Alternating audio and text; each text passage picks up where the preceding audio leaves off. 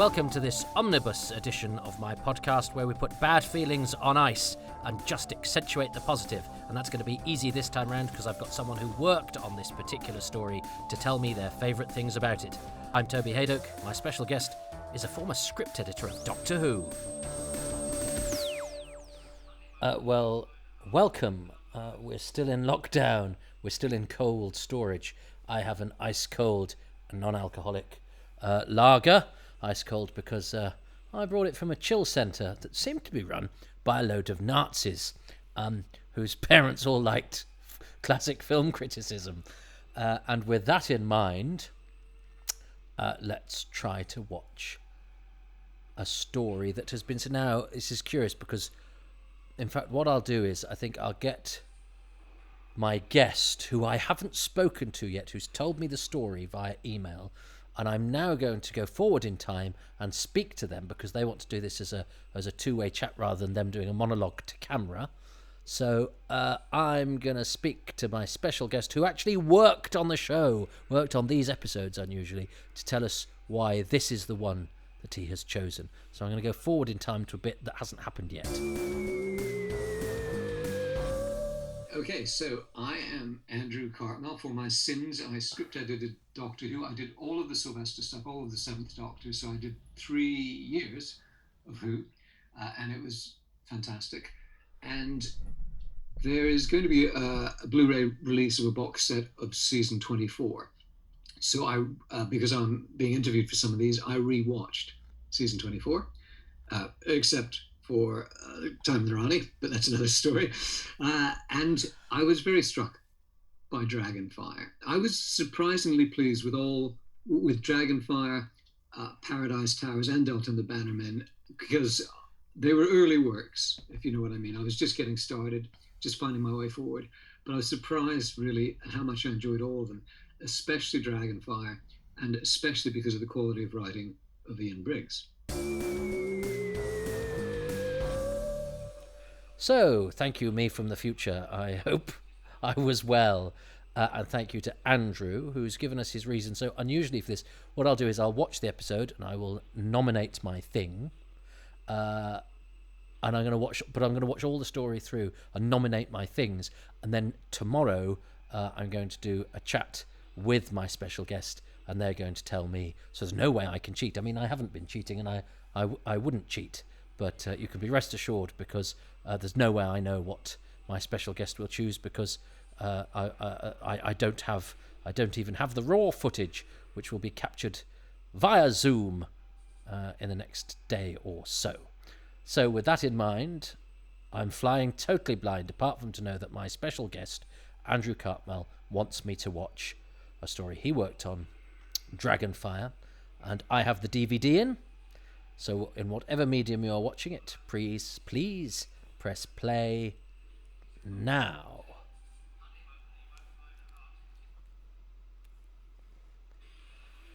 See, I actually moved my Blu-ray player to make it easier for me, but I'm still pointing at where it used to be.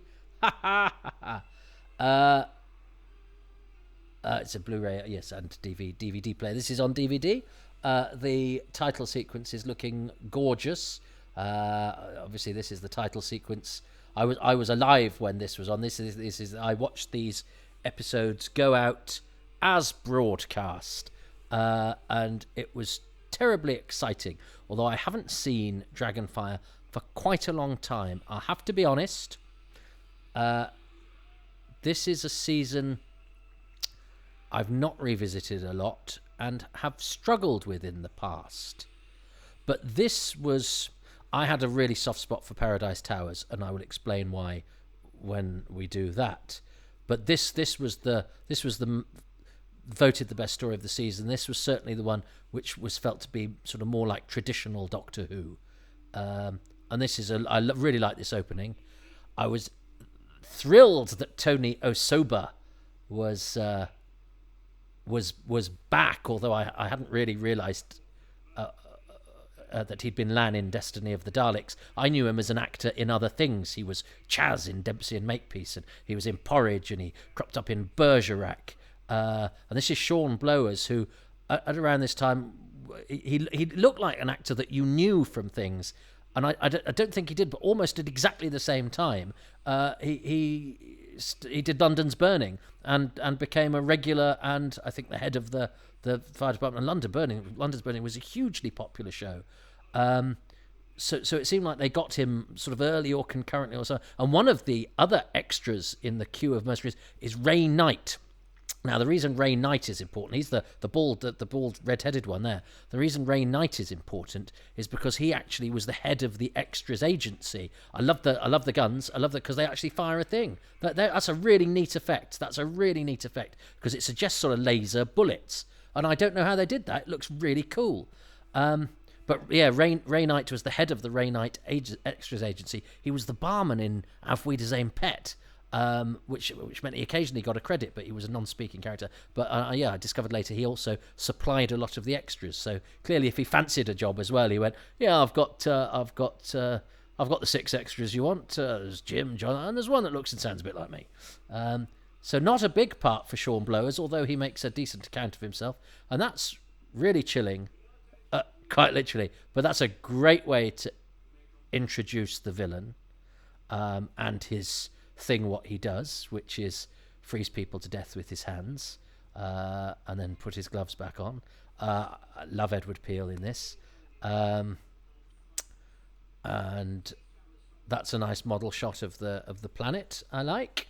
So yeah, this seemed more like what Doctor Who should be trying to do to me at the time, So I have to say, setting it in a freezer centre is not sort of what I recall when I think of this being the one that was doing what Doctor Who should have been doing, which is being scary and having aliens and having villains who are a bit like Nazis. I believe Kane was originally called Hess, wasn't he? But the name was changed. The incarcerated war criminal Rudolf Hess was somehow offended. I don't know. And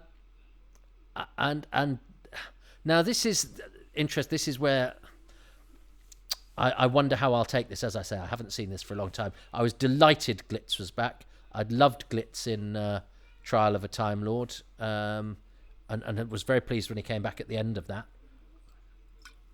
And so was thrilled when he returned for this. It gives a nice bit of continuity with the previous season. Tony Selby had done an absolutely fantastic job, and he's got a lot of charisma, a lot of roguish charm, great costume, great zizzy space sideburns. I always was rather sad that he never brought Dibber back. Dibber, played by Glenn Murphy, who was at around this time in London's Burning with Sean Blowers. London's Burning was a big show at the time as well. So it's largely forgotten now, but it was hugely successful. And I was delighted Patricia Quinn was in it because I'd got into the Rocky Horror Show, which was quite a risque thing to be into when I was, whatever age I was, 1987 this was, so I was 13.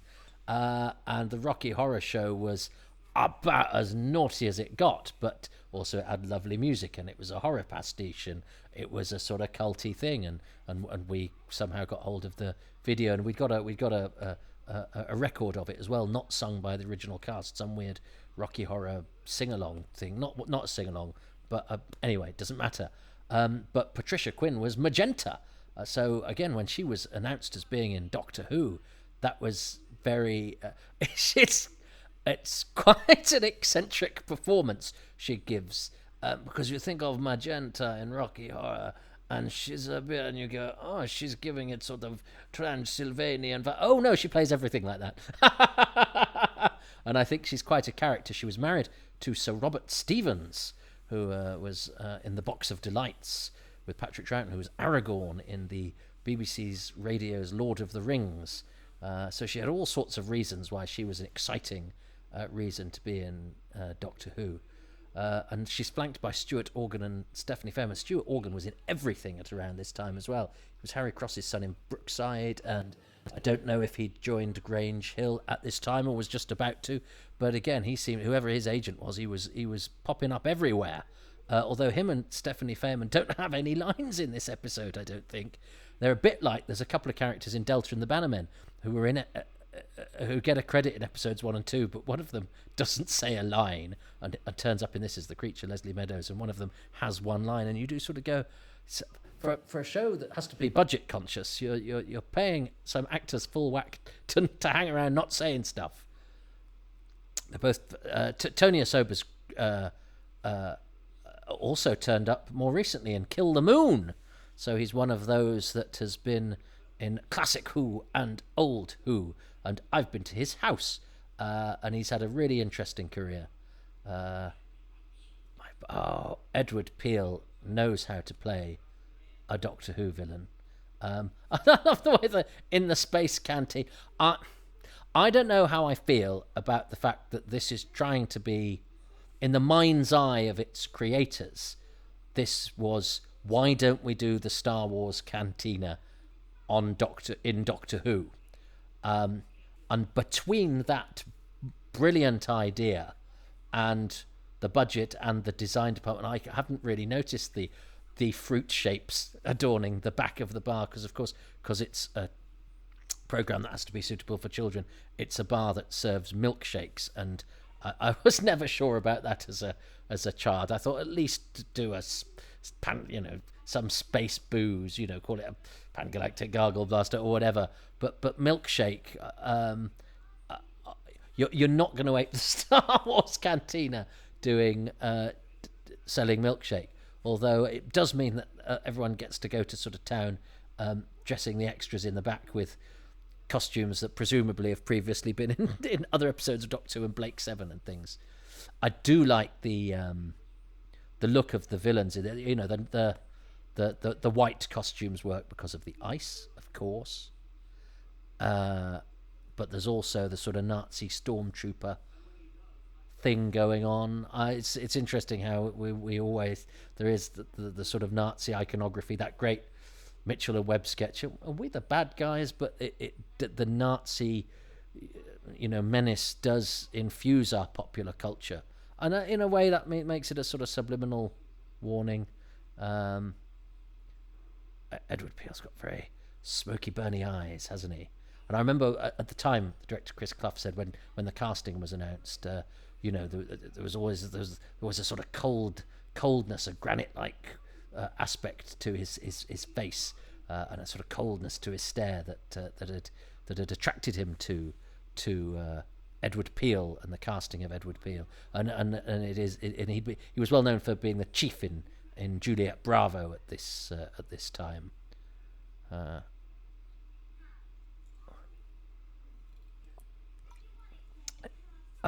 Yes, I mean, I'm not sure also how I feel about the fact that Glitz is a lovable rogue. Yes, who's won a treasure map in a card game. He's a lovable rogue who has sold his crew. They never quite rationalise this because it wasn't originally Glitz, was it? It was a different character, and they turned it into Glitz, which I think was a great move. But I don't think you can be a lovable rogue and sell your crew to be deep frozen and turned into cadaverous ice mercenaries.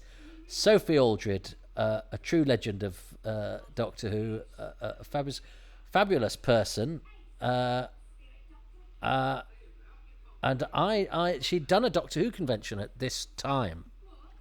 So I'd actually met her on one of 2 Doctor Who conventions I went to.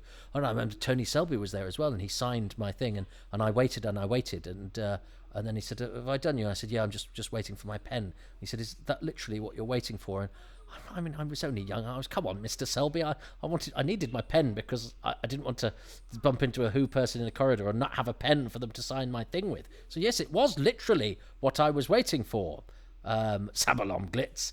And of course, it was only a sort of normal biro, and I kept that biro for a very long time because I thought, well, it's been touched by various Doctor Who luminaries. You don't throw things like that away. May not seem important now, but that's what they said about Fury from the Deep. And now look, but that pen has since, I'm afraid, been erased from the Hadoke archives. It's a nice sort of human subplot that poor old Balaj. Oh, and the names, yes, but Balaj has this sort of subplot of something has gone on with her and Kane. Although, if I've seen what his hands do to people, I don't quite know what happens if the temperature rises high enough south of the belly button. Anyway, but this is I like this subplot. And I love the way he uses his hands, and the way indeed she does, where she sort of pulls away.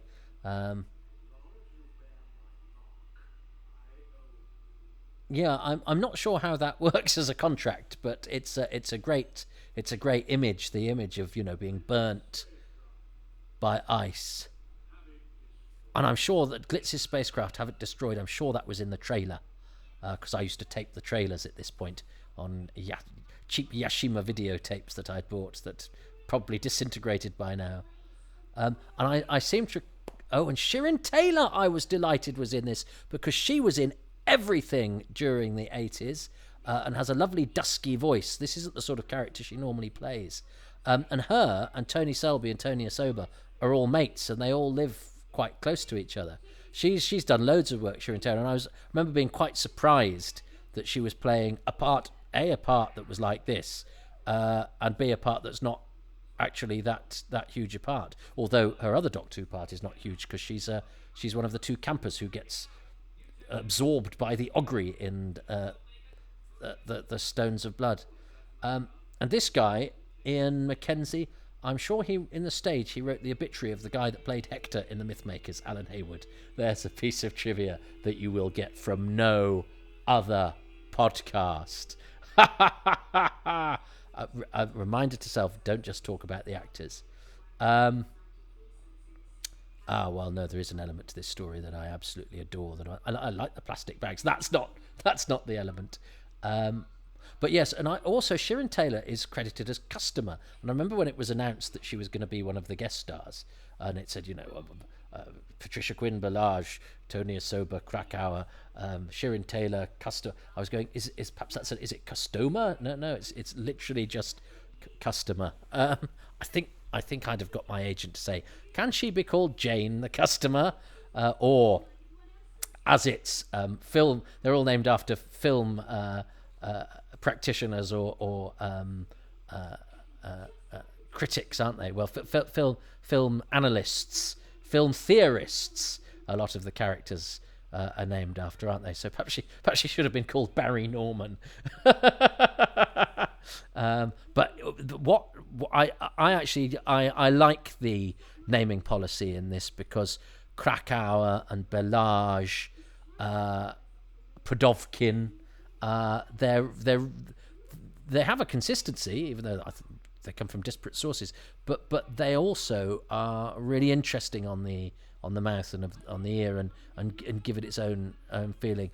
And Ace is a refreshing change from Mel, although I'm very well disposed to Bonnie Langford these days, and I was very angry with her as a youth, and I'm because of what she represented, and I think the media and we as a country have been quite beastly to somebody who is a national treasure, who is Bonnie Langford, who is a very, very skilled and able performer. I don't think she's particularly well served by Mel, and certainly her image at the time was of somebody that it was easy to be lazily cruel about. I have less patience for lazy cruelty dispensed at the expense of people whose main sin seems to be to try their very best to entertain us. I think there are people for whom we could reserve our ire who are perhaps more deserving of it. And Bonnie Langford was great in EastEnders, and she's brilliant on stage, and she's very lovely. But certainly Ace is a worthy attempt to sort of modernize the Doctor Who companion. I don't think some of her dialogue has aged. I say it hasn't aged well. I'm not sure it was in particularly fine fettle when it was born, and I think she's better when they try not to ripen her dialogue. hard to do these sets. I like the lighting in this actually, and I love that. That's a great moment where Glitz chops the map, and and the Doctor does that. I like little bits like that, but I think you have to be absolutely therefore deadly serious the rest of the time. Yeah, this is she, and she announces herself, doesn't she, by going, "Okay, I've got these." Although that deodorant is very unwieldy, to hold that and spray your armpits at the same time would be very difficult. But it's a great way of announcing that your new companion is not quite like, song and dance lady Bonnie Langford, but is a delinquent arsonist. And it's a credit to Sophie Aldred that she has a likability that cuts through what would otherwise be quite alarming. And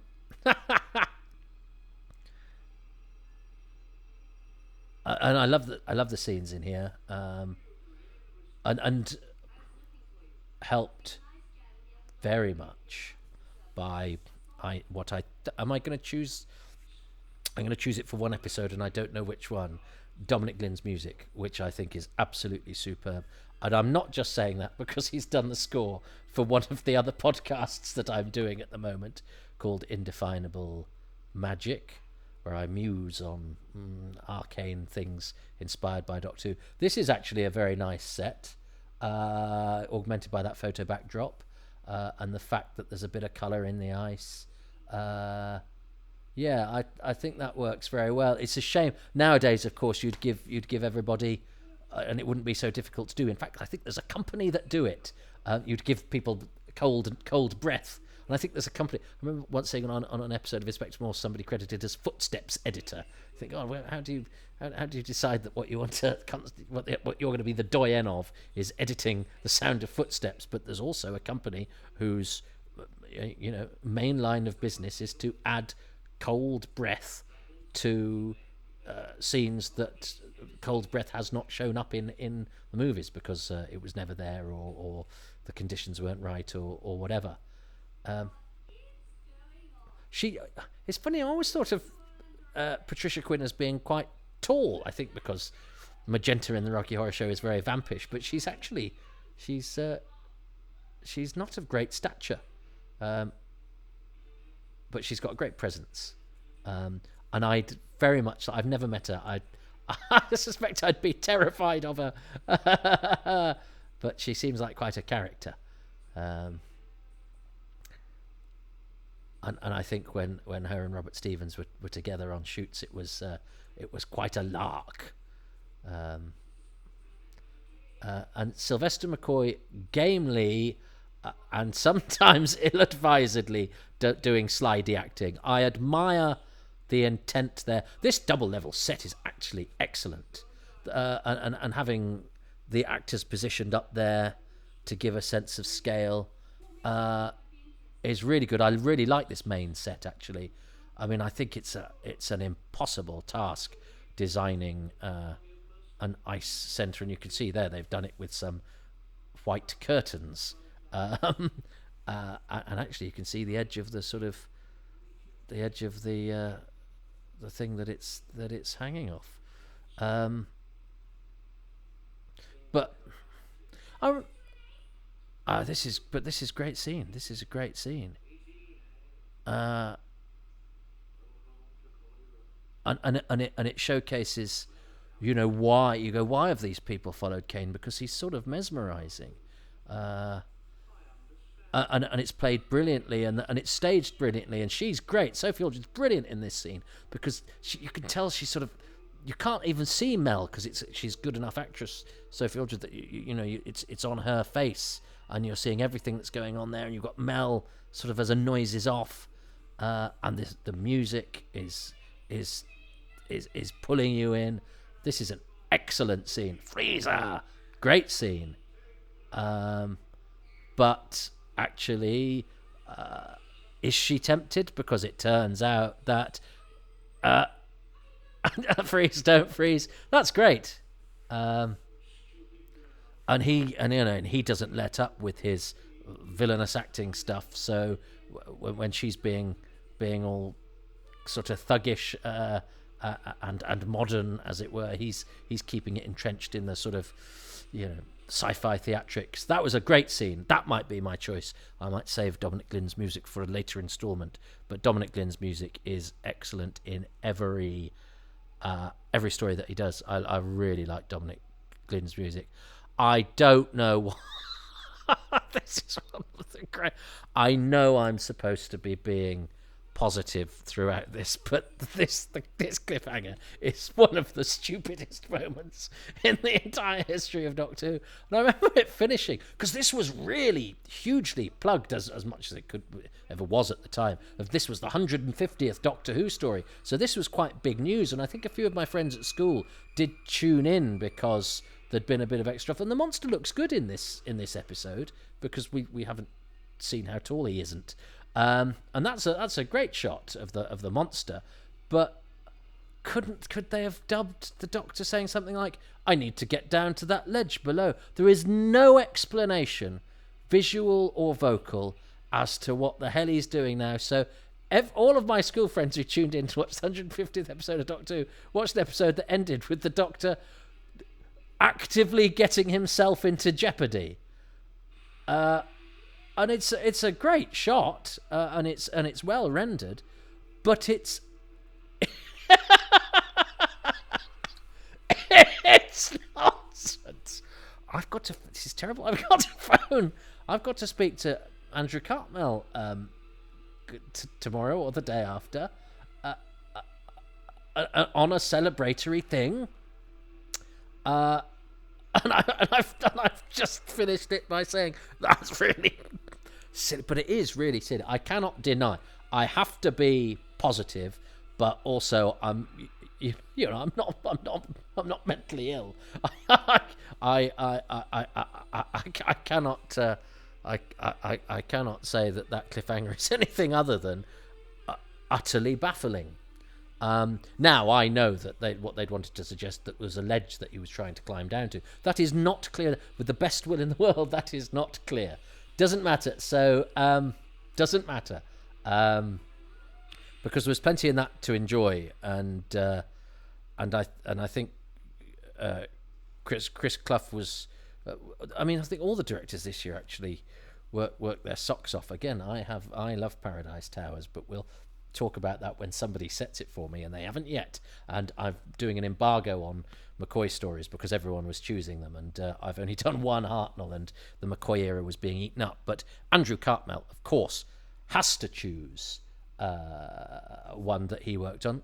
Well, he doesn't, but I think we get a better insight. I think we'll hopefully get some bonus content by having direct from Andrew's mouth what it is he loves about this. So I've got to not do the thing where I concentrate on the bit that doesn't work, because there's plenty that did in that. I think I will choose the scene where Kane tries to get Ace to take the coin, because I think I love that set, I love the music, I love the performances, and I think the whole scene is rendered extremely well. So that's what I've chosen. I've no idea what Andrew's chosen, so let's go forward to the future, and I'll chat to Andrew Cartmel. Okay, Andrew, you don't know this. I don't know what you're going to say. I have chosen my favourite things. That is committed to camera. I cannot lie. So I've written them down so that I can't cheat. So when you go, I've chosen the third icicle on the left, I go, yeah, I've got that. So I have chosen my favourite thing from episode 1. So what is your favourite thing from episode 1 of Dragonfire? And why? Well, I have not broken it down by episode, but I guess if we're going to say episode 1, it's going to have to be Sophie Aldred, because she's going to be in there somewhere, and she makes her first appearance as Ace in episode 1 of Dragonfire, so that's got to be that. Ah, well, mine sort of includes her, but I chose the coin scene, because I just thought everybody in that scene was firing at all cylinders, from Sophie, who I think acts it brilliantly. You don't actually see Bonnie Langford, but her presence there is really important, sort of trying to, drag Ace to the good side, and Edward Peel is so amazing, of course. This is Take the King's Shilling. So. basically. Yeah. I like sell your soul to the devil scene. Yeah, Eddie Peel as Kane. I love the bad guys. The thing about I mentioned the quality of Ian Briggs' writing. I've always praised Ian for the depth and nuance of his characterization. And if you look at this, the bad guys have all got something going on. They're all interesting. They've all got relationships. I mean, Kane has got his dead beloved, right? He's a tragic figure. This is really good stuff. Well, even the poor old we're going to well, so that is episode 1. There was a little bit of crossover, but we both chose different things, which is fine. That means there's lots to enjoy.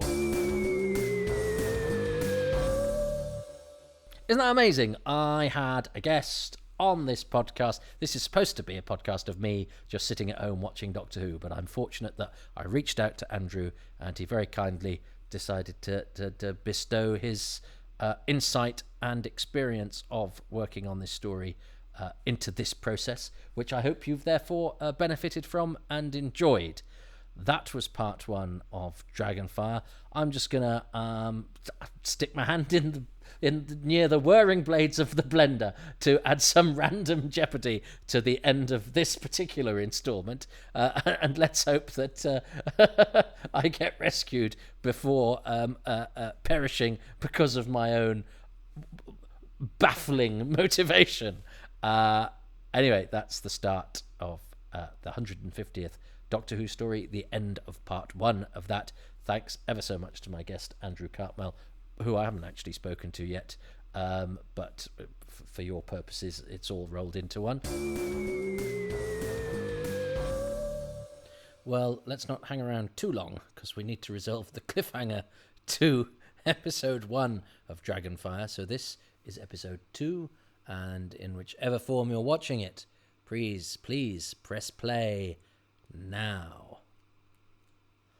It's going to be interesting to see if this camera, which is looking like it's on the Titanic, stays up for the whole of this. It's as wobbly as the Doctor's motivation for hanging off his umbrella at the edge of an ice crevasse.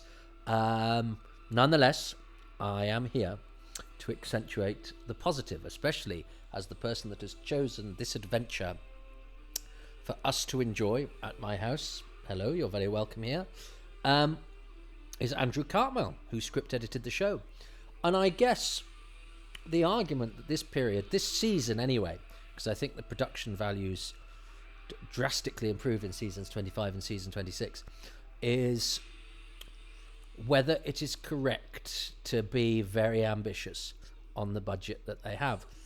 And my instincts are always to say yes. There's a phrase in Doctor Who: The Discontinuity Guide says something like you've got to admire lofty ambitions. They're talking about the web planet. And I think you do have to admire lofty ambitions. I think when they wrote this, they thought it would look like Alien, or they had Alien, the film, or Aliens in their, certainly later on in episode 3, Aliens in their mind's eye.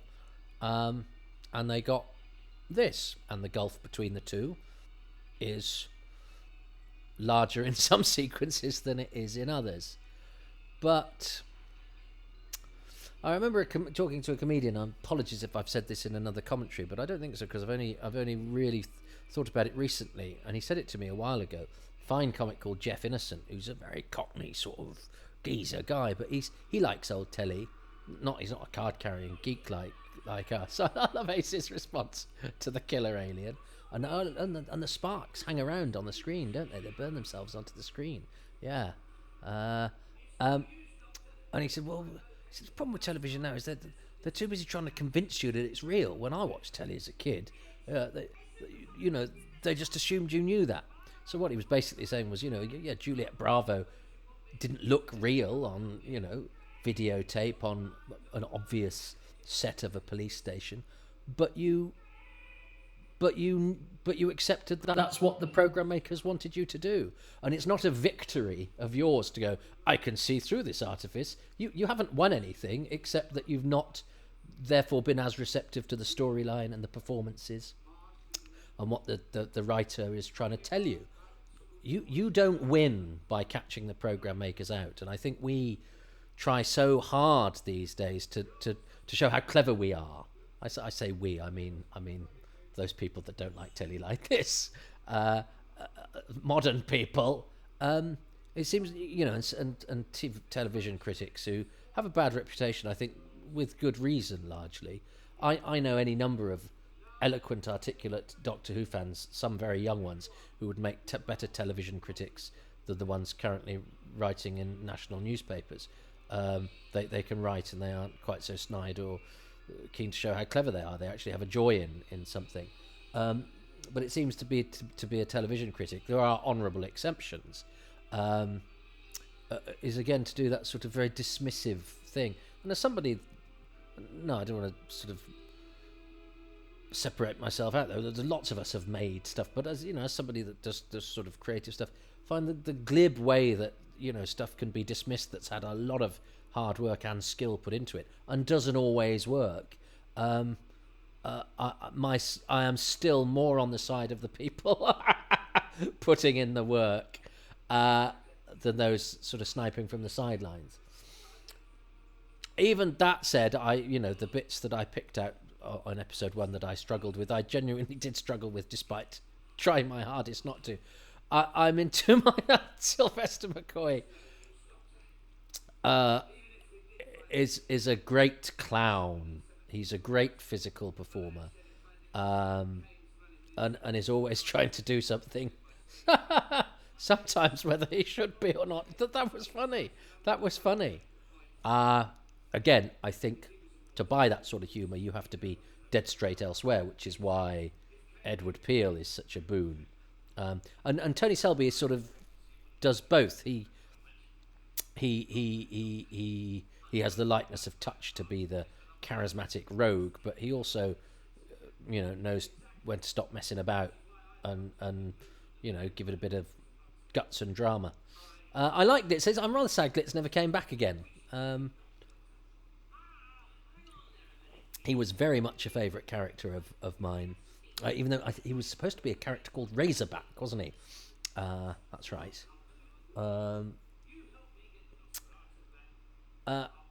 And having something set on an ice planet is a good wheeze. And in places it's that they pull it off, and the rest of the time it's a sort of it's a suggestion. We get the idea, and what's Belage up to? She's got this nice, and these guys move well. And this guy at the front, this guy called Nigel Miles Thomas as Podovkin. There's Ray Knight, king of the extra agency. And I'll talk about Nigel Miles Thomas when he comes back. Hold that thought. When somebody listened to the pilot of this, the first one I did, Anthony Townsend, thank you Anthony, and his friend, they were moving house, said I lost threads too easily, so I'm trying not to. But it's hard. I'm watching it live in real time. I like the sort of pass that they give Kane, and the guy, the sculptor. He has a little bit of a sort of subplot in the novel, I recall. Oh, the novel! It was the closest I had been to actually being part of Doctor Who, which was it was beyond my wildest dreams. I love the fact that Ace has got the ladder. That's brilliant. She is gutsy. The novel of this has etched into the ice walls AH, which was my friend Andy Holding, who knew Alistair Pearson, who did the covers, and on the other side, I think it's above the Doctor's umbrella, is TH, which is Toby Hadoke, which is me, which was the only way sort of conduit I had to anything actually tangibly Doctor Who. And apparently on later re-releases the artwork has been treated so that the initials are less obvious, although I have to say in later novels the initials weren't even etched into ice, they were just sort of splurged there. At least in my day they were subtle. But anyway, so yeah, if you look on your novel and you see a TH etched into the ice, that is actually me. But I love this scene and I love this guard. I mean, it's silly and it's comedic, but it's well judged. It's very funny. Chris McDonnell does it very, very well. And you sort of think, oh, why haven't I seen him in much? What's it? It's because, and I was told this by a comic called Jim Tavaray, who'd done a lot of work in the States, and I then worked with him here when he was back. He's since been in quite a serious car crash, Jim. He's a lovely guy. I hope he's okay. And he said, oh, I'm mates with an actor out there, because Jim had done a Harry Potter, and so then moved out to the States and acts as, on screen in the States as well as being a comic. And he said, oh, and there's this mate of mine who's another expat actor. I think they all hang around together. And he did a Doctor Who. He's called Chris McDonnell. And I went, that's what happened to the funny guard from episode 2. So he's actually had a decent career doing sort of bits and bobs in the States. So I did send Sean Lyon at Gallifrey offering to put them in touch, but because he's in LA, but I don't think that's happened yet. She's a certain type, isn't she, Patricia Quinn? She reminds me of somebody, and I can't remember who. She did then for a moment. I love the furry dice. That is a great touch. That's exactly what my spaceship would look like. I'm not allowed to use wide angles because I get into trouble if there's a mess, and there's usually a mess, and it's usually my fault. So I would definitely have... oh, and he's got... I don't think I'd have the leopard skin. They will have had great fun dressing the set. But yeah, that scene with the guard, and it's, what is it, auxiliary production, whatever it is he says. It's very funny. And a sort of Mickey take of too serious... A Mickey take of Doctor Who, The Unfolding Text, isn't it?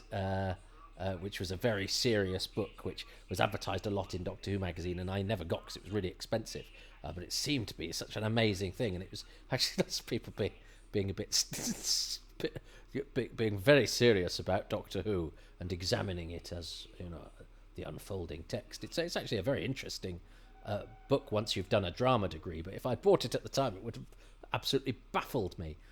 And John Tulloch, one of the writers of that, was rather famously pictured being pulled from the wreckage of the 7/7 tube bombings. He recovered, thank goodness, but I think has had difficulties since. But he was a rather famous picture of somebody being rescued. It's rather sad, the poor old sculptor, but I think that's ambitious, to go, well, we have this extra. He doesn't even get a credit. There's somebody behind them in the set no, that's the plot.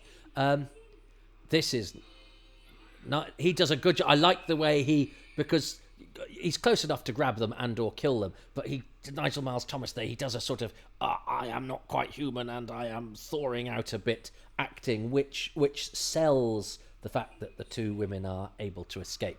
Well done, Nigel Miles Thomas, who I believe this was his first television. I only know that because this one of two conventions I was at, I think Sophie Aldred talked about the fact that it was her first telly, and that when she'd been sent to makeup, she'd gone, but I don't have any makeup. I don't need makeup. When of course everybody in those days would need makeup for TV to sort of show up. And to accentuate the right bits, and apparently Patricia Quinn went, oh, it's her first telly, and they were all quite surprised, but it was Nigel Miles Thomas's first telly as well. I don't know much, sadly, about Nigel Miles Thomas. I hope he's well and happy. And I think this was this in the trailer? I think this scene was in the trailer again, because I taped the trailers and put them on the end of the other tape. So I had Time in the Rani and this on one videotape, and Paradise Towers and Delta and the Bannermen on the other. What a dilemma, how, because you could only fit 7 episodes, so a 4-parter and a 3-parter. It was such a relief when subsequent seasons it went 4-3, 4-3. Oh no, it went, because this season it went 4-4-3-3. And that was, I'm sure, I like to think John Nathan Turner went, the fans would like them to be in chronological order on their videotape collection. Such things were very important. And again, Dominic Glynn, the chunkating. that unfortunately that's not a great angle, because it's the one angle where you can see that Mel doesn't actually bump her head. But of course, these days you wouldn't have to shoot that in real time. You could cheat it. You could also cheat it in the edit. You could do all sorts of things. I mean, yeah. But it does allow for this. This is a great shot, seeing him through the stairs, and the chunkety music, and I like the way the face has been made up to be all sort of frozen. It's I think the frozen mercenaries work quite nicely, and very much helped by that music. But that was great. That was great shot through the stairs there. But yeah, Mel managed to knock herself unconscious whilst not hitting her head.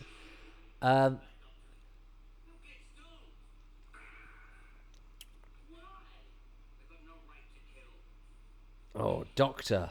Yeah, and now this is a very much the image of what Doctor Who was doing at this time, making. I mean, apart from those bits that we don't count where the Doctor kills things, the Doctor generally doesn't kill. But there's that's very explicit there. There's the brilliant sniper scene in Happiness Patrol.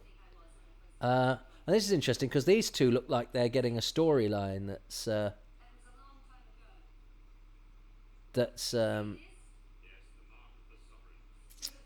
looks like it's going somewhere, because you don't realise that because these two are ostensibly quite big guest stars, so you expect them to make it to episode 3.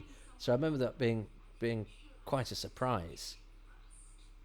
I really like Tony Asoba. He's got a good quality as an actor, and he's had a decent amount of work, but then turns up in Kill the Moon and has about 3 lines. It's an actor's lot, isn't it? Have a long and illustrious career, but you're still, later on having to go, a job's a job, and it's not a bad by today's TV standards. As it's good to get a job in TV anyway, and it was certainly not a blink and you'll miss it. I just rather hoped he'd have had more to do, and he did get in the Radio Times when it said guest stars. It said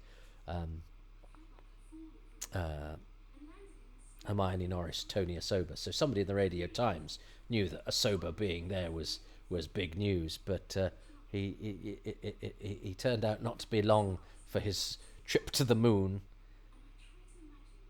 And this is a really interesting this Wizard of Oz thing with Ace is a nice attempt to sort of marry the sort of fairy tale with the science fiction, because obviously they're really wedded to their science fiction, hard sci-fi, and their films and all of that. So to give her this sort of fairy tale backstory is a nice idea.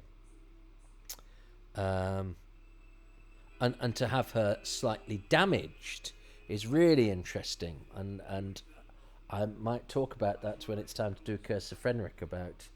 I don't know when I'm going to do that, but I remember my drama teacher at the time saying the idea that a lead character should say to somebody else, "You're an emotional cripple," was quite harsh, was quite hard, and strong stuff. And the whole thing of the Doctor's journey with Ace it's a very interesting dynamic, and not necessarily a comfortable one. She's a damaged, delinquent teenager who's escaping from difficult things, and but it's never over-egged. It's there lurking without ever getting in the way of, and they go, come on, let's go and have a sci-fi adventure, which is exactly as it should be. So yeah, Krakauer, having been nasty bad guy at the beginning, is now going, I've had a chat with Magenta from the Rocky Horror Show. I shall now try and kill my boss, who's, of course, we've got Nosferatu, the spaceship. Kane is slumbering like a vampire. So it all sort of ties in quite nicely. And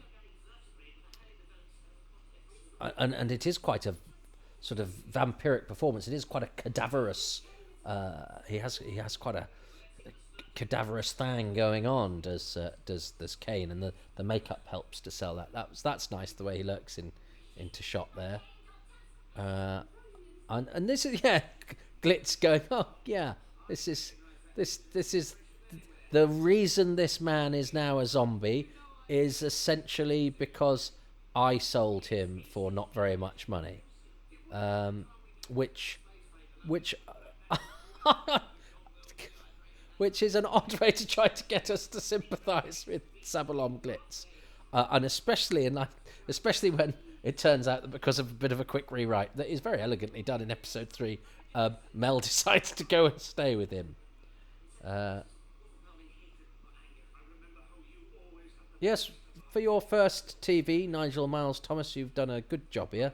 As I think it's hard to play zombified, and he emerges without embarrassment. I would say it is a good job. And then now this is Leslie Meadows as the alien, and I was talking to somebody the other day, said it was designed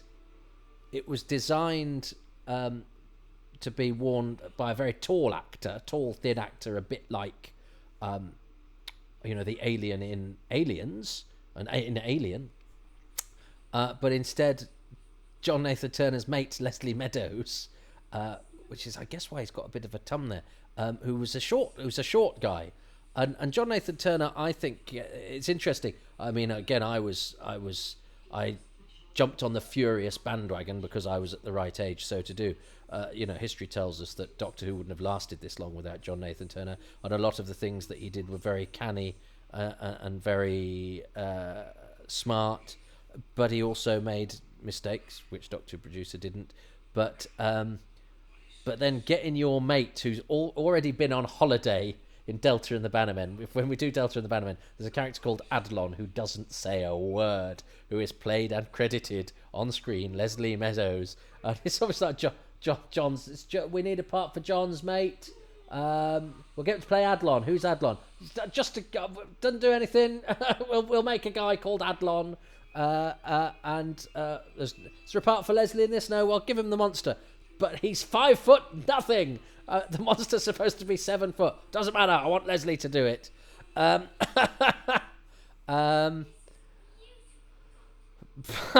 But as my agent said to me when I first auditioned for the Royal Exchange Theatre, having for many years told me how cliquey they were, when I then got the job, she went, "Oh, that's excellent because they're very loyal."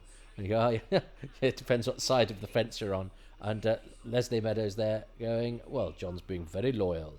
Oh, talking of the Royal Exchange Theatre, the person that cast me was an illustrious casting director called Sophie Marshall, who is the daughter of Daphne Oxenford, who is the archivist here, who was a mighty fine actress who I was going to say has appeared in new Doctor Who, but she was edited out of The Unicorn and the Wasp.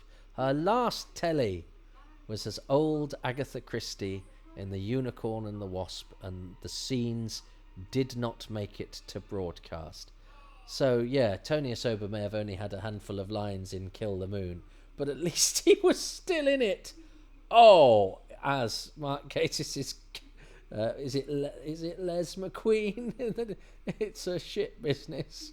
It can be a very, very cruel business, and it long service does not stop you being prey to the misfortunes and indignities it foists upon you. It was such a surprise. So Krakauer's dead, and now Belage is dead. But of course, because this has to be sustained, you don't get the hiss of the ice. So it wasn't clear to me that she was dead, but she is dead, and Krakauer is dead. So there's two very promising supporting parts played by good actors. I think Patricia Quinn's performance is quite odd, but Tony Asoba's great. And actually, I've liked Patricia Quinn slightly better this time round.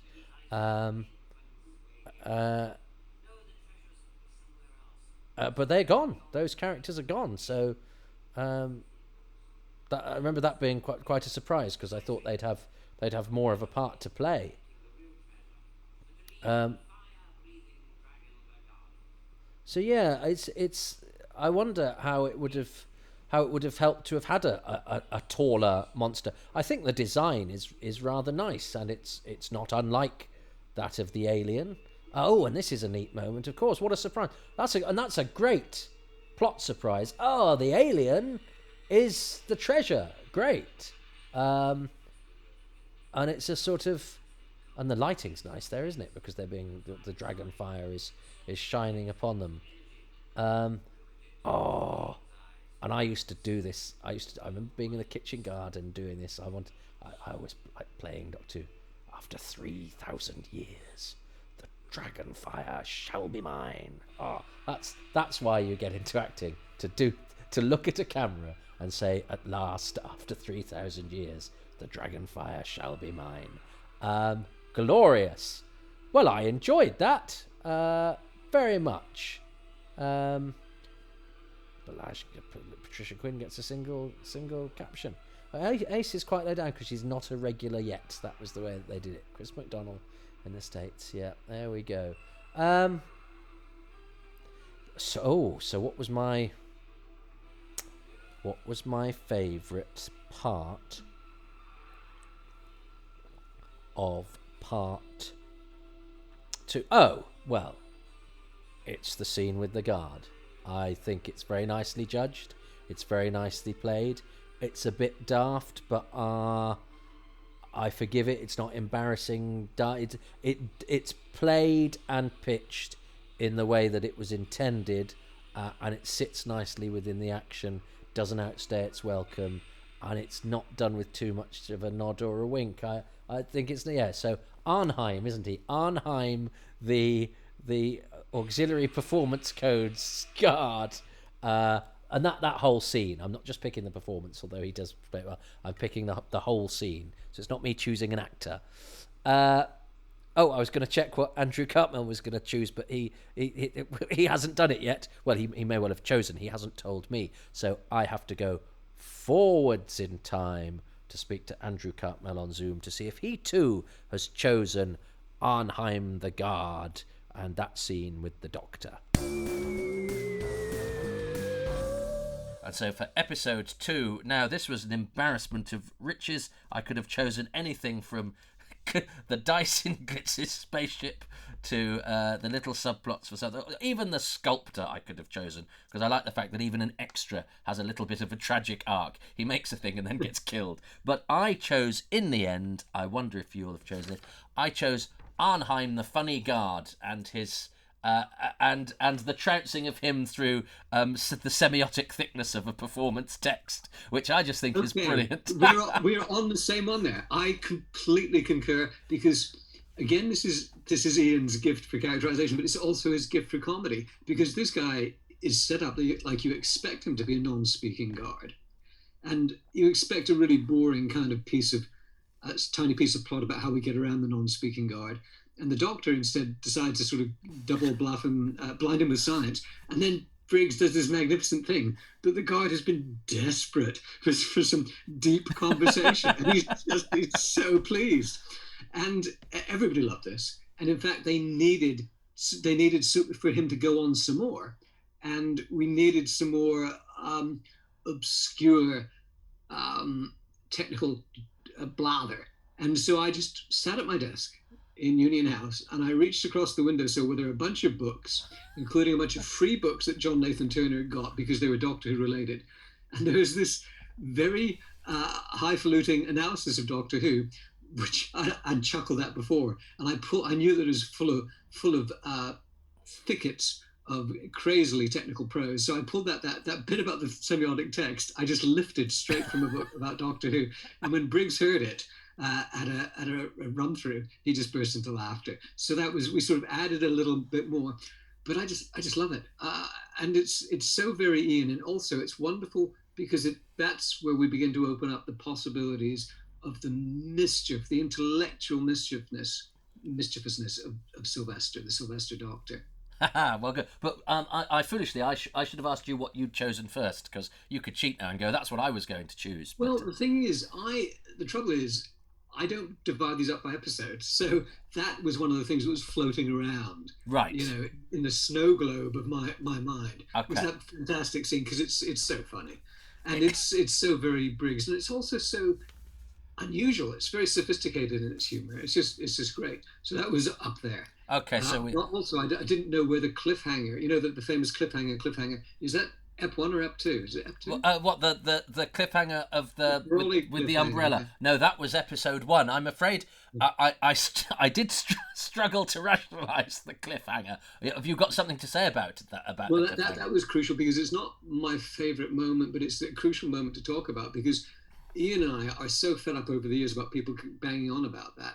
So Ian's actually sent me through the original script, so we can see what's wrong. What happens is, in the script, is not that the Doctor's walking along a gantry against an ice face. He's emerging from a tunnel, so that there's no way forward. It's a sheer ice face that he has to climb. If he's either going to have to go back or climb down the ice face. So he ends up trying to climb down the ice face and doing a cliffhanger, because there is no other way. There is no alternative. But that's the way it's physically shot. Makes no sense at all, because he's just arbitrarily hanging off a railing. But what I'll do is I'll send you I send what Ian sent me, that fragment of script, because it is a failure in the directing. Sorry, Chris Clough, but somebody looked at the script and thought, well, we can't do it like that, so we're going to do this other thing, without thinking this other thing makes no sense. Yeah, maybe if they're doing it on Blu-ray, they could CGI in a shelf just below that he's crawling to try and get to, or something.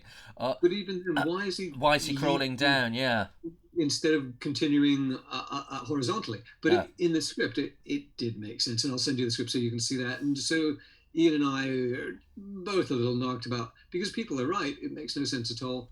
But baby, it did make sense. It made sense on paper, and somewhere between there and the screen, it's actually a lovely image. That final shot is great. It's just the entire audience is going, but I still don't know why he's done that. Exactly, which is the sort of question that it's crucial for directors to always ask themselves: what is the meaning of what I'm putting on the screen? But because of the atomizing effect of the way you shoot things out of sequence, broken up into short scenes, it is possible to just lose track of the overall meaning and overall arc of things, which is why it's so crucial for a director to keep an eye on.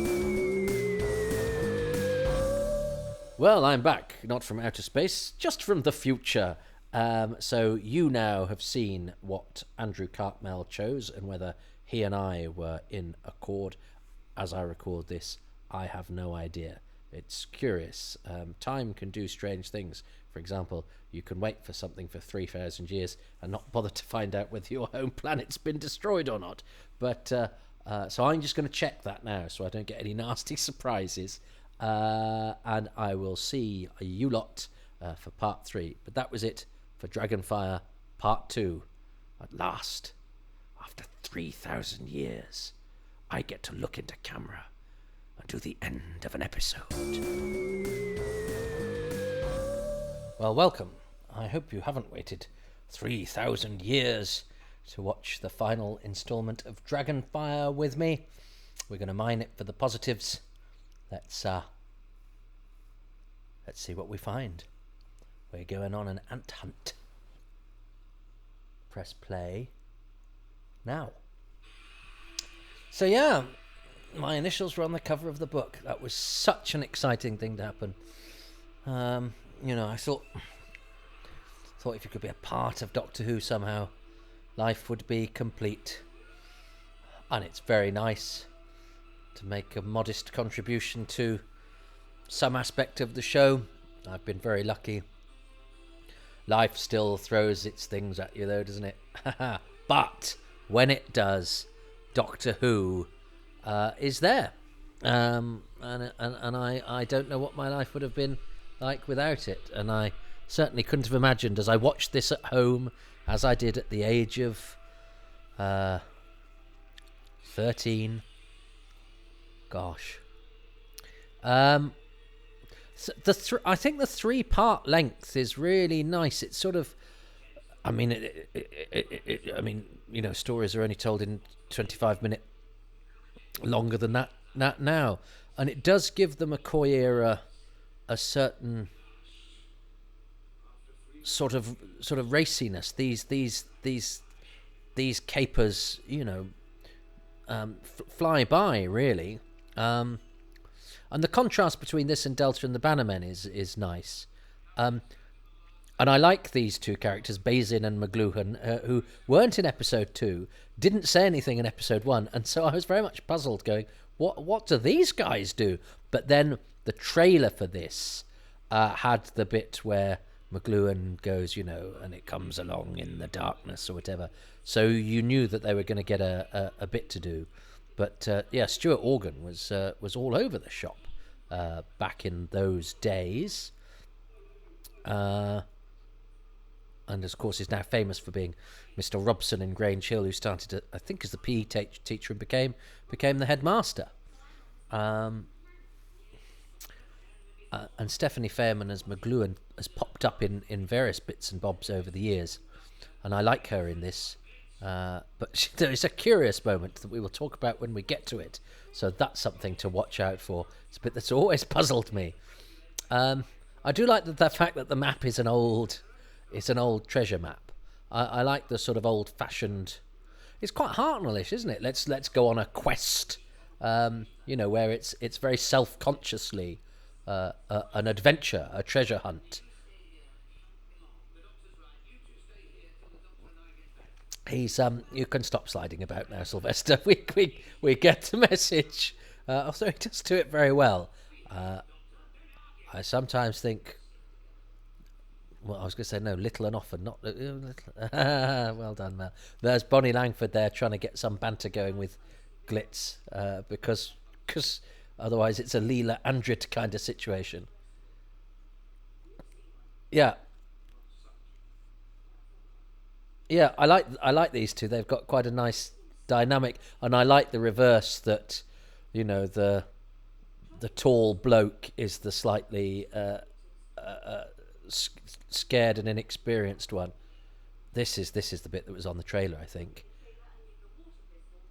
And that the sort of smaller woman is the hard case. I like that. And again, they're minor characters who are just a sort of little bit of a subplot, and they're aiming for the Aliens vibe. This is Hicks and Hudson, but in TV Centre 6 or wherever it is they are. Don't know where they are.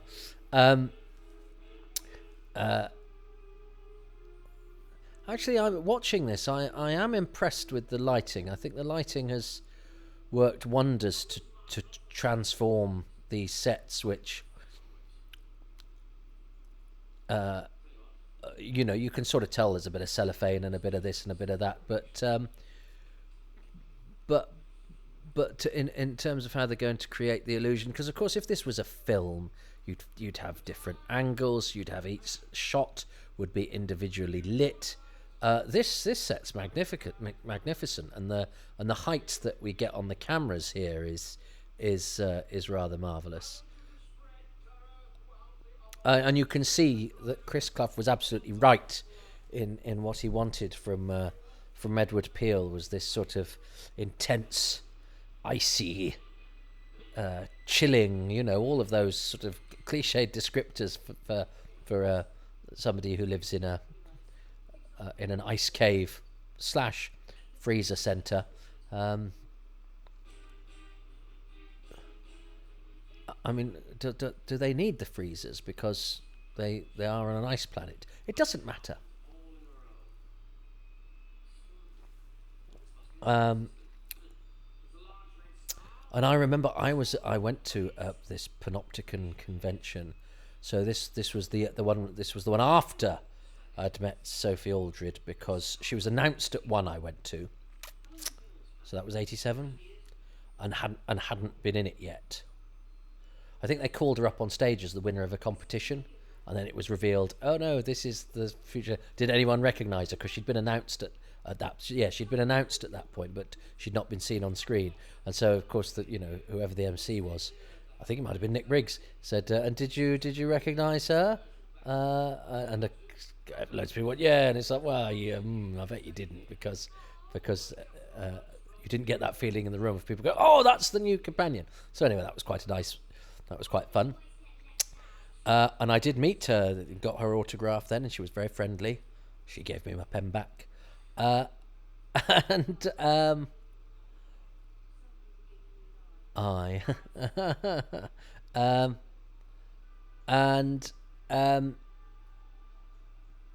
and then at a late convention I was at, must have been, because I asked oh yes, he gets shot. That's quite horrible. Well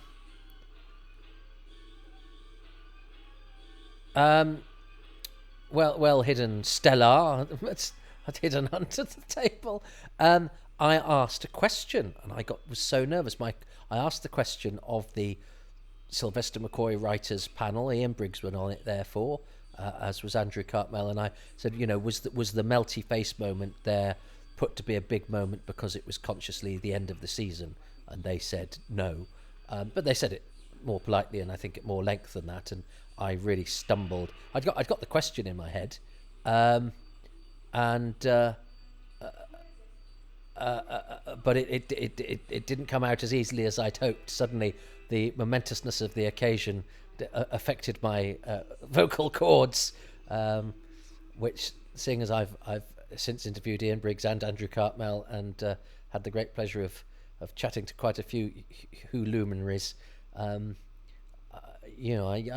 still never quite lose those childhood nerves. I'm talking to the people that make the thing I love. Yes, the little girl wandering about is, they're trying to do Aliens, aren't they?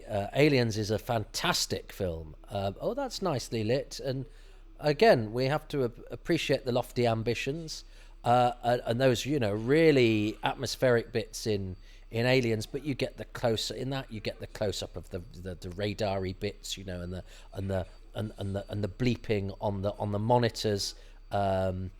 Which suggest the menace that is all around you that you cannot see, and of course you've got much more access to sort of Foley and sound effects and post production and all that sort of thing. This is all shot in real time and with a limited number of cameras, and those cameras all have to be next to each other, etc., etc.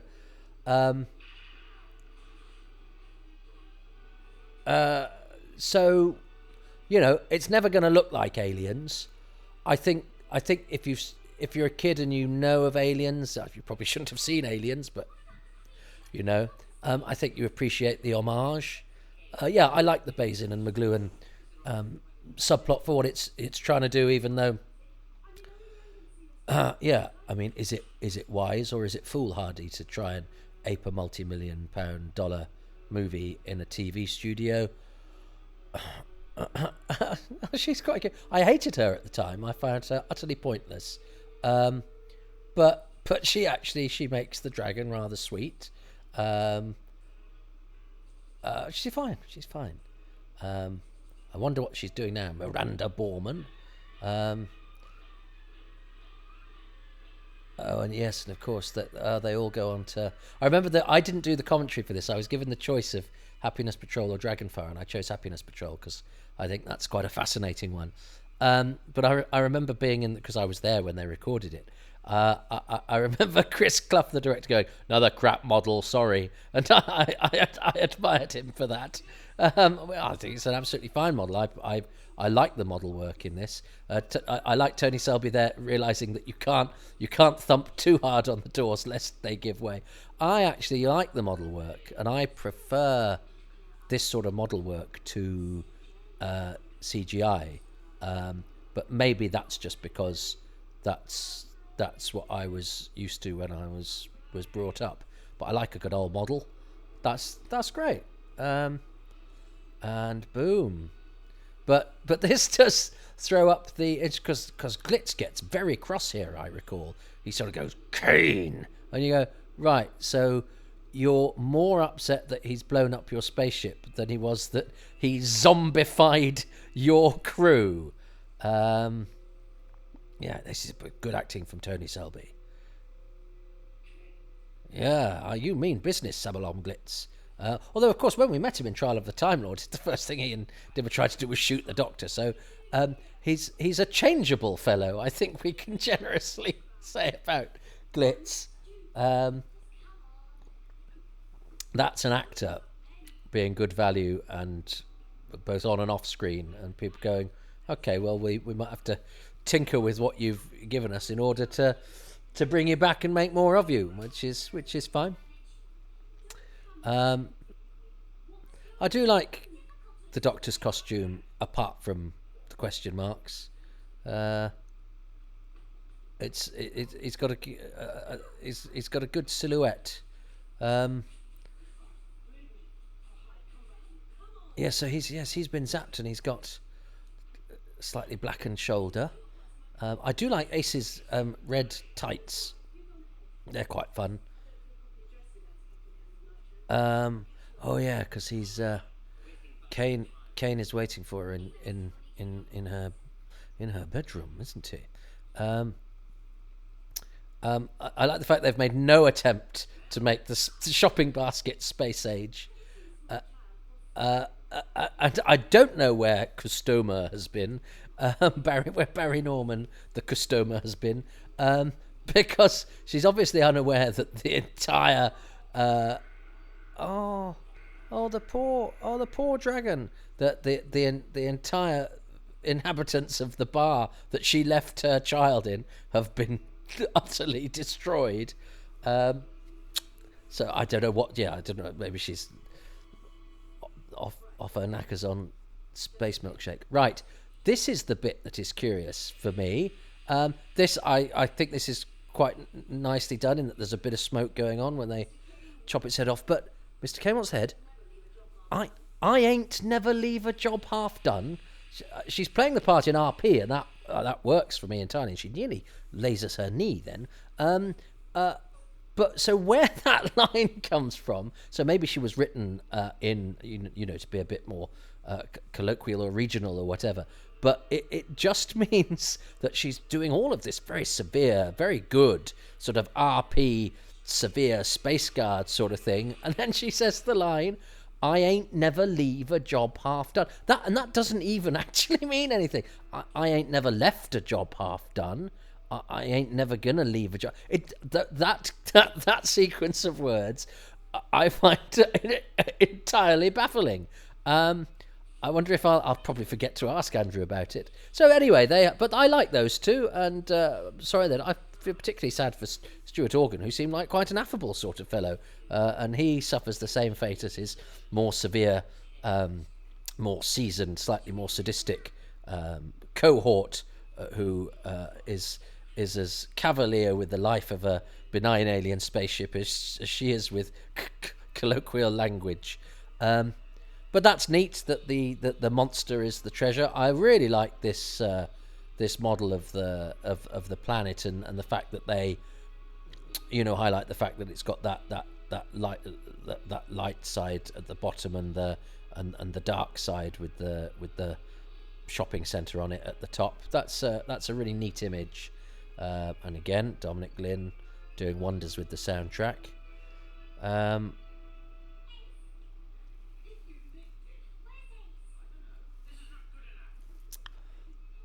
So, and of course, this was the end of the season. And he got Doctor Who for 14 weeks of the year, which seemed like slim pickings back in the day. And I know we sometimes only get 10, 12, 30, 40, but they're longer episodes. But also, I mean, I came off the back of Doctor Who when it was being on for a good 20 odd weeks while stocks last. He's great. He's entirely consistently good, is Edward Peel. And this is, of course, the end of Sylvester McCoy's first season, and he's really sort of got to grips with it as he's gone on. I think it was a bit of a baptism of fire for him. Oh, I've not noticed her hanky before. I quite like her. Has anyone cosplayed the hanky? Somebody cosplay the hanky. That teddy bear had a marvellous career. He was in several episodes of Bergerac. He's dead now. I wrote his obituary. Sophie Aldred knows how to stand as if she's been captured and is desperate to escape, and yet can't because of the confines of the shot and the nature of the way the television is made and blocked in those days. She's giving good angle. Yeah, that's a good stance.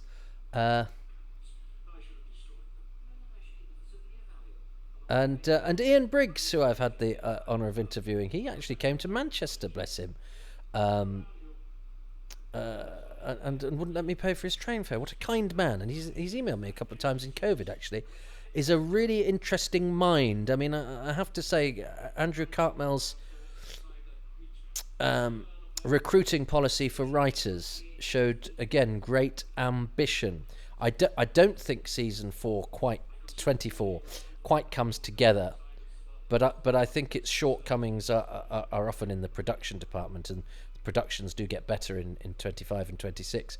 But I think Andrew Cartmel came to Doctor Who with great ambition, but also a desire to give a break to writers he thought were interesting, rather than just to go for people you knew could do the job and deliver on time and blah blah blah, which was often celebrated, and that's another good reason to celebrate somebody in the treadmill that was Doctor Who in the 70s. Say, Sophie Aldred's great here. She's 100% convinced she's going to die. It's great, but to say Doctor Who is something where we can get young, hungry writers to really use their imagination. And, in this case, to wear their influences on their sleeve. There's nothing wrong with being influenced by good films. This is great. This is suddenly, this is the climax. I don't know what those panels lighting up particularly sort of mean or oh yeah, and it's a spaceship. Yeah, the whole colony is a spaceship. Boom. That's quite a big moment. That's a decent model. So, and it's the end, this is the climax. So yeah, the colony's a spacecraft, we're taking off, he's got his power, this is great. And those writers that Cartmel wanted to sort of hone over the series. And I think if the show had carried on, we'd have seen these writers develop more, and become, the next generation's Terrance Dicks's and Robert Holmes's and all of those sorts of things. But sadly, Doctor Who did not have long left. But I think it was headed in the right direction. But this is clearly a developmental stage. It'd be interesting to ask Andrew if 2 seasons later he would have allowed an ice planet, because I think it does take a lot of goodwill on the part of the viewer. I'm not entirely sure why Kane in the 3,000 years didn't check that his home world hadn't been destroyed. I mean, he obviously doesn't have the space internet. This is astonishing. Of course, this is Raiders of the Lost Ark in Doctor Who, and it's brilliant. That is really well done and pretty grim. And a great way to end the season. There's a great model shot. Yeah, as I say, I mean, there's one thing on being so focused on your revenge at the expense of all else, but it's all somebody to rung up saying, "I'm going to come and kill you." What? They've gone? Where have they moved? The planet's been destroyed. Oh, okay. But there we go. And this is a real sign of how even this late in Doctor Who's making, we used to sort of people leaving overnight in the 60s and 70s. We go, yeah, well, that was back in the day. I think it was that they weren't sure she was going to leave, and this is a hastily contrived exit. Now, why would you stop going through space and time with the Doctor to go through just space with Glitz? I've no idea. That aside, this is a lovely speech. He does it really well. There's a real melancholy. He's like a sad bird, Sylvester McCoy. That lovely sort of quizzical, melancholy face that he has. He's got a brilliant face. It's the perfect face for a doctor. It's you know, clown-like, but also maudlin. A wistfulness that he has from, you know, time travel and all the death and destruction you encounter as a part of it. And he and Bonnie Langford do that very well. And I feel for Bonnie Langford now. I was delighted she was going, because just the very idea that Bonnie Langford was in Doctor Who was something that I was teased about. But I think that was a lack of imagination on all our parts. And actually, with time taking us further away from that, she doesn't stick out in this particularly, and she's a very game performer, and I think Mel's quite jolly.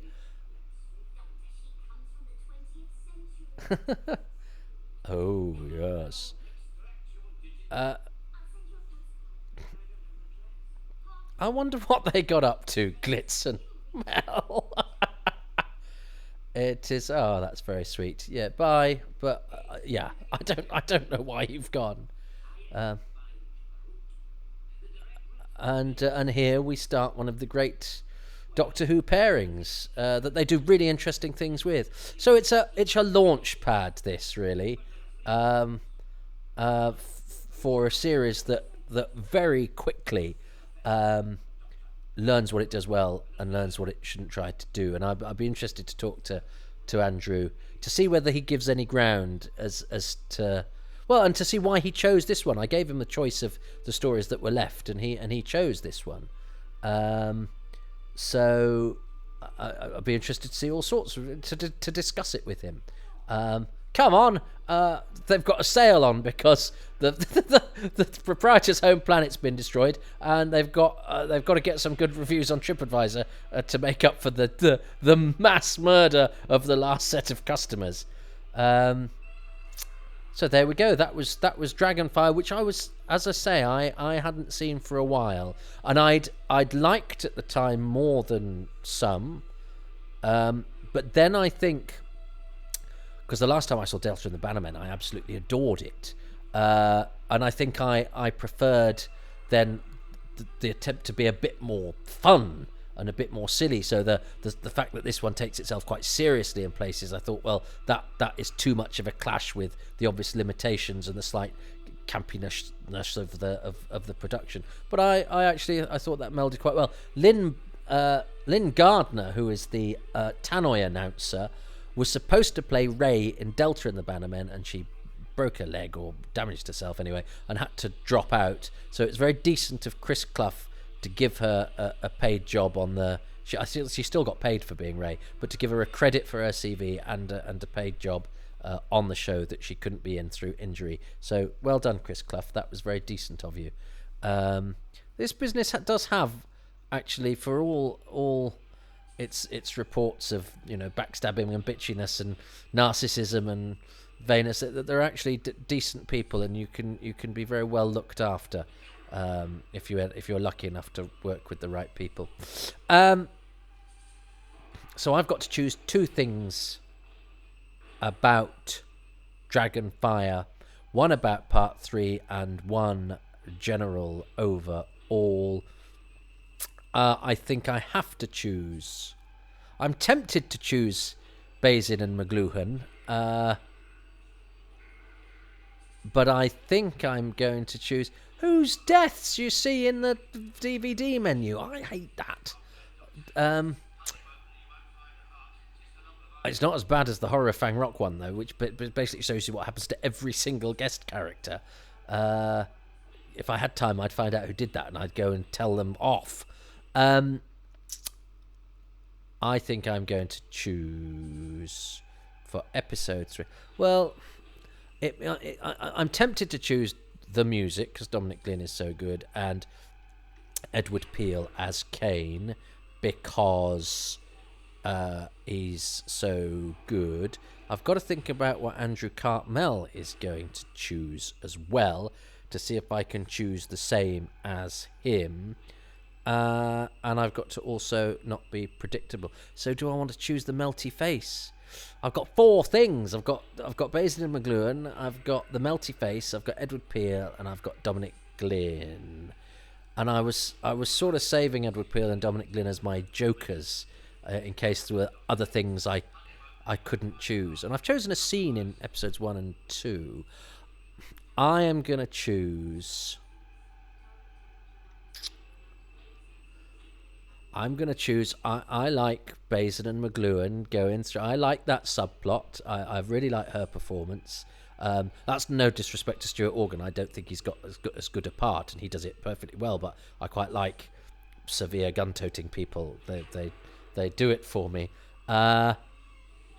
And I'm gonna choose the melty face because it was amazing. It was about. I'm gonna do lots of these stories, and I'm sure Dominic Glynn's music will be a featured. Will be a choice in pretty much all of them, and his score for this is great. But I'm going to go on record with Basin and McLuhan and the melty face of Edward Peel, who also just misses out, even though he's great. And I could have chosen him in any episode because he's consistently good. But I wonder what Andrew Cartmel will have chosen. So let's go to the future.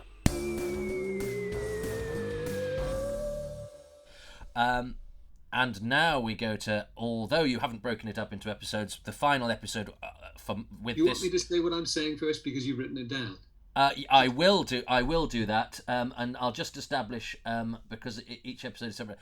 Although Andrew hasn't chosen necessarily specific episodical things, that's okay because I've chosen one from episode 3 and then a general thing for the whole story. So it's 2 things I am choosing now, and I also have the 2 things I nearly chose because it was an embarrassment of riches. Well, let me give you 2 things. Yeah. Then Winnie and I sat down to plot the story. We put a lot of work into the details of what was going on in terms of what people were looking for and why it was there.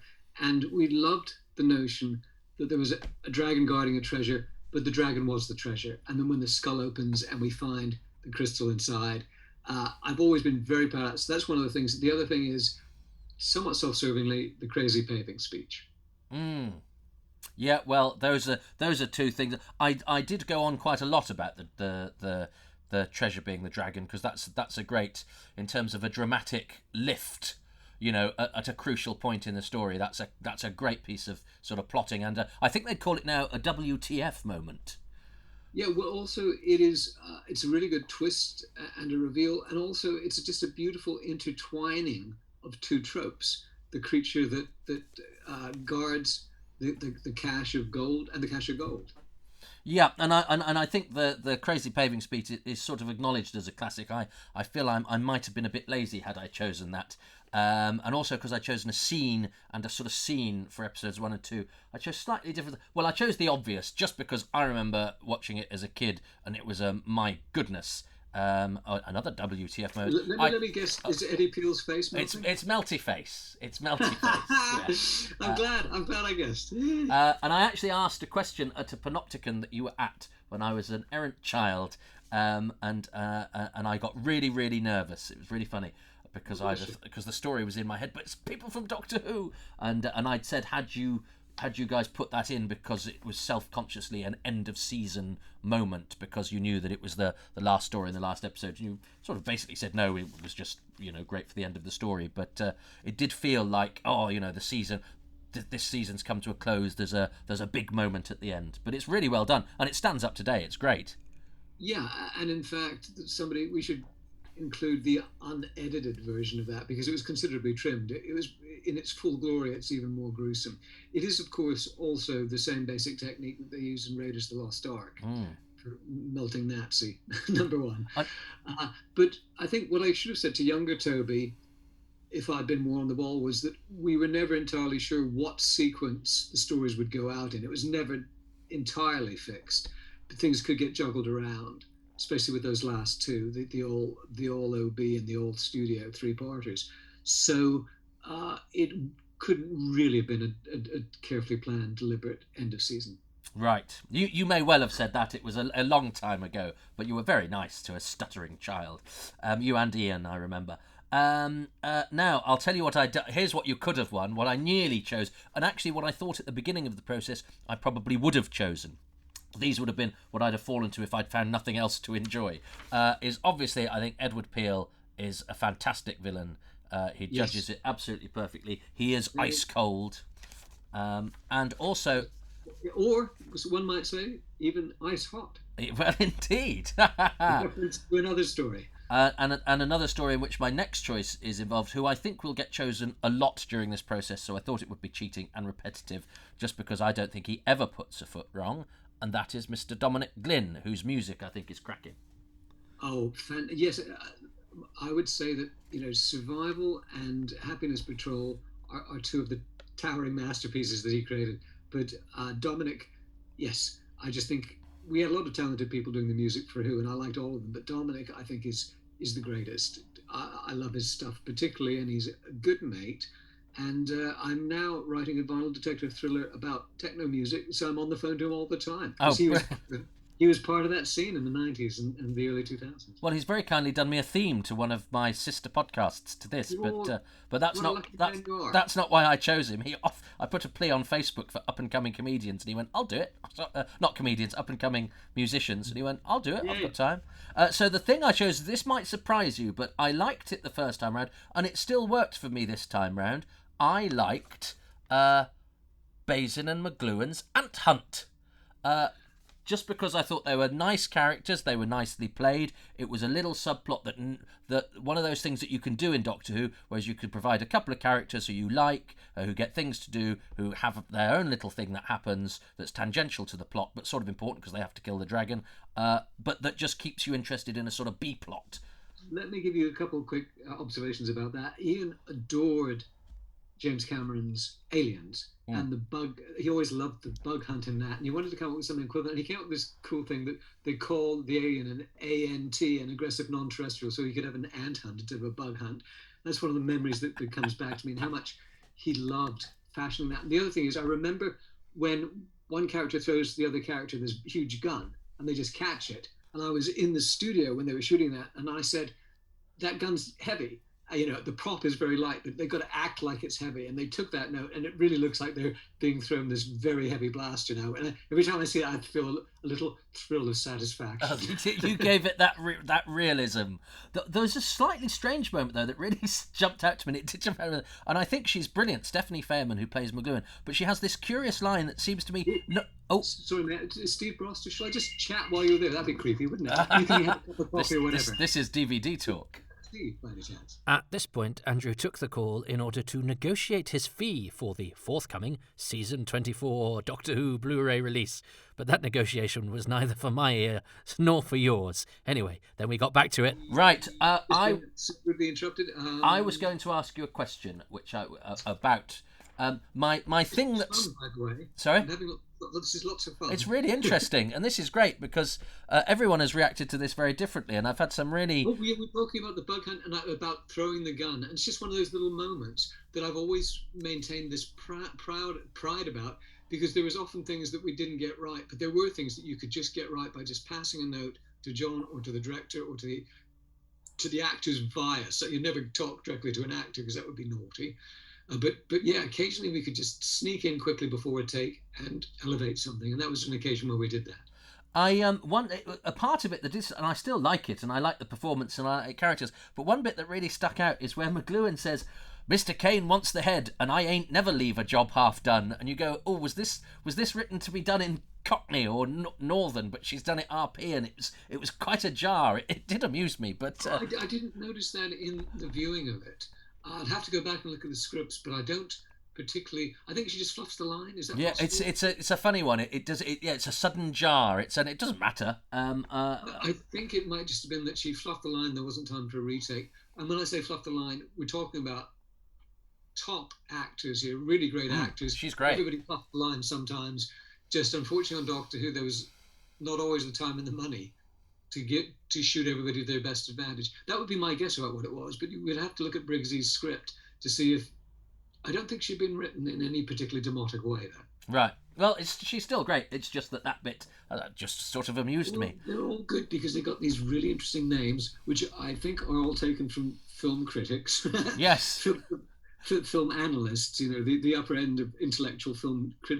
But anyway, I know that Ian had a scheme for choosing the names. They're really cool names, but they've all they're not ciphers. They're not two-dimensional cardboard cutouts. They're all interesting characters. No, yes, they're film critics and film theorists. I did wonder during it why, therefore, the customer didn't have a name and why she wasn't called Barry Norman or something. But that's the word. It was a film theorist. That's exactly right. But what I wanted to get in here at some point that I think is so important, and I haven't been able to say recently, is whenever I'm interviewed about Ian, whenever I had a chance to talk to about him, I always bang on about what a genius writer he is in terms of character, which is true. But watching this again, I thought, you know what? His dialogue is really first rate as well. He's a terrific, terrific writer of dialogue. So I feel that I've neglected that at the expense of the superb nature of his characterization. And if I seem to be singing rapturously about Ian, it's because he was so damn good. And still is. Just needs to be, they need to commission him for the new series. That's what they need to do. Yeah, well, I mean, that was something I talked about in the commentary, is that you had I think a laudable policy of going, what do we do with Doctor Who? Do we get people who I know can deliver on time and will do a job, which was often Doctor Who's history is littered with that, and it's a perfectly reasonable approach when you're making series television up against it, or what you did. Toby, allow me to make this observation. Those safe hands who were always hired because they could deliver on time and do a workmanlike job, they were always handing in scripts that didn't work. Not because they were grossly incompetent, but because Doctor Who is a really tough format to crack. I mean, if you're Robert Holmes, you're in a pretty good position, but if you're just about anybody else, it's a really tough format to crack. I'd say Robert Holmes or Ben Aronovich, maybe Mark Patton. The only reason I say maybe is because Mark loves the show so deeply, he can get lost in a kind of mirrored hall of Doctor Who lore. Whereas people like Ben Aronovich, even more than Robert Holmes, would always be following their guide through the labyrinth would always be to write a cracking piece of tight television drama. So the way that most television dramatists failed was that they just had no idea what is Doctor Who. Even if they understood science fiction, say that you were somebody who's nurtured on something like Quatermass, one of the greatest TV science fiction things of all time, that would not qualify you to write for Doctor Who, because Doctor Who was just kind of a different beast. Although it wouldn't be a bad background, I must say. Quatermass to Doctor Who would be an interesting transition. But Who wasn't strictly just science fiction. It was something out of its own peculiar little thing. And it was not easy getting writers attuned to that thing. But what you did was you got relatively new writers and you gave them a break, and they were obviously hungry for the challenge. It meant they used their imagination. I think it's a policy that obviously that paid off, but did some good as well. Well, we gave these writers their first break. In the case of Stephen Wyatt, he already had a bit of a background. Graham Curry had sold a radio script. Rona had been writing for some, I think, Take the High Road, a Scottish soap opera. But otherwise, I think we pretty much broke these guys into television. Well, that's brilliant. Well, look, you've been the first person that's worked on the show that's chosen a story for me, and I gave you the list of the McCoys that were left because they're getting snapped up. I have to say, in the week that I'm talking to you, I've had somebody send me an enthusiastic video about Time and the Rani and a 20-minute monologue about Remembrance of the Daleks. Well, if that is a story worth a 20-minute monologue. I wanted to say, when I chose the crazy paving speech and said it's self-serving, I'd like to just very briefly, not 20 minutes length, but just briefly explain what I meant by that. For anybody who doesn't know, and I'm sure there's millions, I wrote a couple of short audition scripts when we were casting the Doctor, and one of these was a farewell scene between the Doctor and the companion. I wrote two different short scripts, one of which showed the Doctor as hard and the other as soft. In other words, in one of them he's confronting a baddie and showing strength and darkness and a hard edge, whereas the other scene, which obviously was the idea, was to give the actor a chance to show their range. So the other scene was written in complete contrast. So it was a soft, sad, sentimental farewell scene where the companion's leaving and the Doctor is missing her already. And so I wrote the scene and everybody loved it.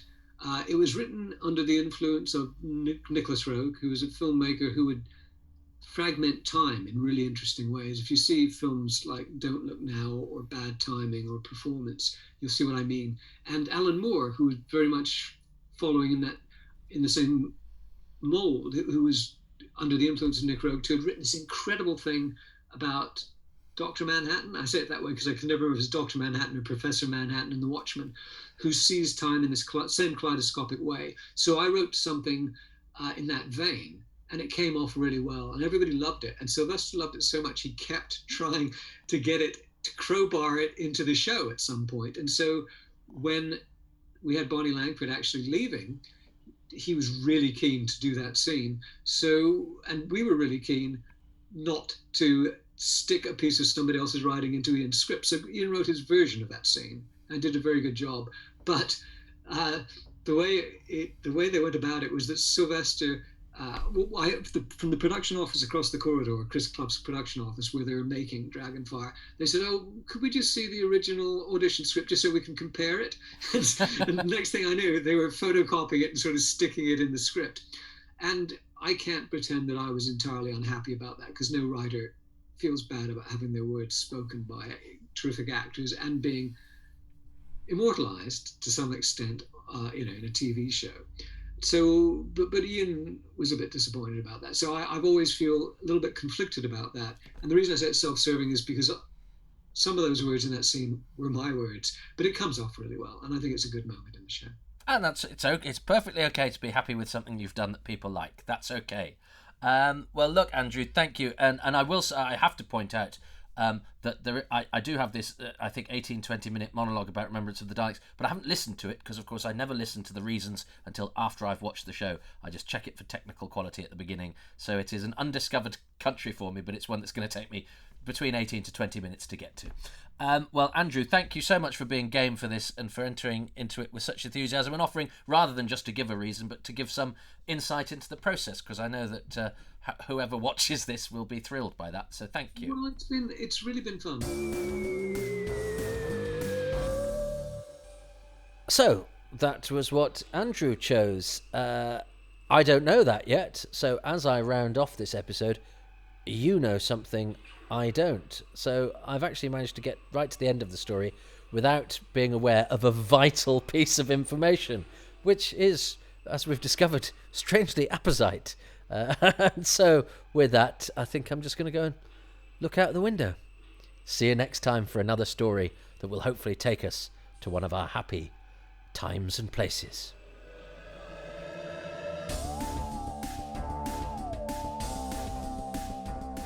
Thank you so much for listening to this omnibus edition of Happy Times and Places, presented by me, Toby Hadoke, with thanks to my special guest, Andrew Cartmel, who you can find on Twitter at Andrew Cartmel, and whose blog is venusianfrogbroth.blogspot.com.